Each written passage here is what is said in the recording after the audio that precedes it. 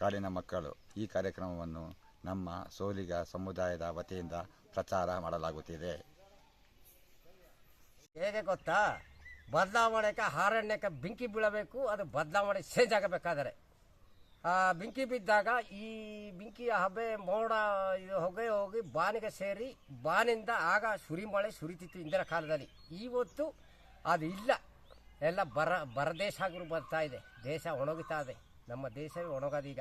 ಬೆಂಕಿ ಹಬೆ ಇಲ್ಲ, ಬೆಂಕಿ ಬೇಯಲ್ಲ, ಮರ ಗಿಡಗಳಿಗೆ ರೋಗ ಬಾಧಿ ಜಾಸ್ತಿ. ಎಲ್ಲ ಬೆಂಕಿ ಬೆದ್ದರೆ ಅದಕ್ಕೆ ಒಂದಕ್ಕೊಂದು 9ಕ್ಕೆ1 ಸಿಗುರು ಹೊಡೆಯುತ್ತಿತ್ತು. ಈಗ ಎಲ್ಲಿ ಸಿಗರಿದ್ದು? ಸಿಗರದೇ ಇಲ್ಲ, ಎಲ್ಲ ನಾಶನಾಗಿ ಬರ್ತಾ ಇದೆ, ಕಾಡೇ ನಾಶ. ಮೊದಲು ಇಂದಿನ ಕಾಲದಲ್ಲಿ ಅದು ಏನು ತಂಟೆ ತಗರಾದು ಇರಲಿಲ್ಲ, ಕಾಡು ಆನಂದವಾಗಿ ಬೈತಿತ್ತು, ಕಾಡ ಪ್ರಾಣಿಗಳಿಗೆ ಒಳ್ಳೆ ಸುಖವಾಗಿರ್ತಿತ್ತು, ನಮ್ಮ ಜೀವನವು ಚೆನ್ನಾಗಿ ನಡೀತಿತ್ತು.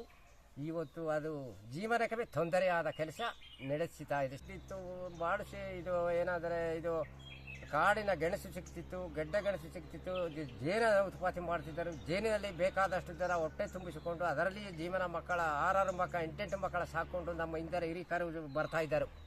ಕಾಡು ಜೇನ ತಿಂದು ಗೆಣಸ ತಿಂದು ಈಗ ಅನ್ನ ತಿಂದರೆ 96 ಕಾಯಿಲೆ ಬಂತು.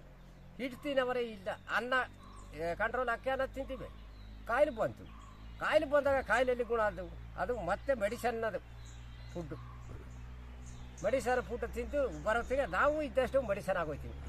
ಹಿಂದೆ ನಾವು ಏಜೆಂಟು ಕೆಲಸ ಮಾಡಾಗ ಒಂದು ಏರಿಯಾದಲ್ಲಿ 4 ಲೋಡು 5 ಲೋಡವು ಕಳಿಸ್ತಿದ್ದೋ. 5,000 kg 10,000 kg ನೆಲ್ಲಿಕಾಯಿ ಟೆಂಡರ್ ಮಾಡ್ರು, ನಮ್ಮ ಜನಗೆ ಕೂಲಿ ಕೊಟ್ಟರು, ಕೆಲಸ ಮಾಡ್ತಿದ್ದೋ ಹಿಂದೆ.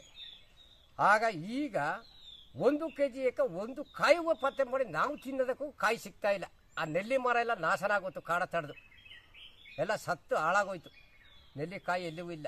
ಅದು ಆರೋಗ್ಯ ಫುಡ್ ಅಂದರೆ ಅದವೇ ನಮ್ಮ ಜನಗೆ ಭಾರಿ ಉತ್ತಮವಾದ ಆರೋಗ್ಯ ಆಗಿದ್ದದು. ಹಿಂದೆ ಉಪ್ಪಿನಕಾಯಿ ಅಥವಾ ನೆಲ್ಲಿಕಾಯಿ ಹೊಟ್ಟೆ ಹಸ್ದಾಗ 1-2 ನೆಲ್ಲಿಕಾಯಿ ತಿಂದು ಬಿಟ್ರೆ ಹೊಟ್ಟೆ ತುಂಬ ಹಚ್ಚಿತ್ತು. ತಿಂದರು ಬರ್ತಾ ಇದ್ದಾಗ ನೀರು ದಾವು ಬಂದಾಗ 1-2 ನೆಲ್ಲಿಕಾಯಿ ಬಾಯ್ಗೆ ಹಾಕಿದ್ರು ಬಂದು ಬಿಟ್ರೆ ಹೊಟ್ಟೆ ಹಸುವು ಅಲ್ಲಿಗೆ ತೋರ್ತಿರಲ್ಲ. ಈಗಿಲ್ಲ, ಈಗ ಒಂದು ಕಾಯಿಯೂ ಸಿಗ್ತಾ ಇಲ್ಲ. ಪ್ರತಿಯೊಂದು ಸಿಗ್ತಿತ್ತು. ಹಿಂದಿನ ಕಾಲದಲ್ಲಿ ಬಾಳೆ ಹುಲ್ಲು ಸಿಗ್ತಿತ್ತು, ಬೋಳಿಲ ಒಳ್ಳೆ ಮೇವು ಇರ್ತಿತ್ತು, ತಿಂದುಕೊಂಡಾಗ ಜೀವನ ಕಳೀತಿದ್ದೆವು. ಈಗ ಏನಂದರೆ ಏನೂ ಇಲ್ಲವಲ್ಲ, ಸೀಗೆ ಮೇಲೆ ಎಳೆಯೋದು, ಅದು ಕಡಿಯೋದು, ಆ ಸೀಗೆ ಹುಟ್ಟು ಹಾಳಾಗೋದು.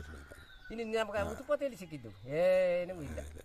ಈಗ ನಮ್ಮದು ಈಗ ತರಗು ಬೆಂಕಿ ಬಿದ್ದಾಗ ವರ್ಷ ಬೆಂಕಿ ಬಿದ್ದರೆ ಕಾಡು ಸಂಪೂರ್ಣವಾಗಿ ಬೆಳೀತಿತ್ತು, ಅದಕ್ಕೇನು ತೊಂದರೆ ಇರ್ತಿರಲಿಲ್ಲ.